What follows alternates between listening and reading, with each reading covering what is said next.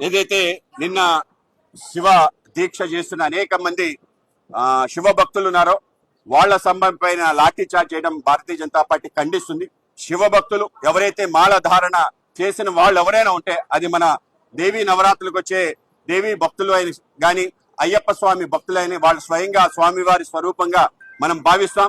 ఒకవేళ నిజంగానే ఏదైనా జరిగితే ఇటువంటి తీవ్ర చర్య మాత్రం పాల్పడకూడదు. ఆ విధంగా పోలీస్ అందరూ కూడా సమన్వయం పాటించాలని, ఎవరైతే అక్కడ పోలీస్ సిఐ ఎక్కువ చేశాడో ఆయన్ని కూడా ఖండిస్తున్నాం. తప్పనిసరిగా చర్య తీసుకోవాలని మేము కోరుతున్నాం. కనుక ఏదైతే శివ భక్తులు శ్రీశైల క్షేత్రానికి ఒకేసారి ఎక్కువ మంది రావటం, దానికి సంబంధించిన చాలా సోమవారం కావటం, దాని కారణంగా జరిగిన ఇబ్బంది తప్పనిసరిగా ఏవైతే చర్యలు తీసుకోవాలో ఆ విధంగా చర్యలు ఈవో గారు అలాగే మా యొక్క చైర్మన్ కూడా అందరూ కూడా ఏర్పాటు చేయడం జరిగింది. ఆ విధంగా కూటమి ప్రభుత్వం ఏర్పాటు ఏవైతే చిన్న చిన్న పొరపాటు వాటిని సరిదిద్దుకొని మరిన్ని సౌకర్యాలు కల్పించి శివభక్తులందరికీ కూడా ఆ యొక్క దర్శనం అలాగే మాలలు తీసే కార్యక్రమం ఏదైతుందో అవన్నీ కూడా సజావుగా జరిగే విధంగా చర్యలు తీసుకోవడం జరిగింది.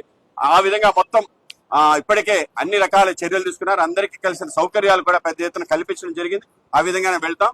ఏదైతే లాఠీ చార్జ్ జరిగిందో అది దురదృష్టంగా భావిస్తున్నాం.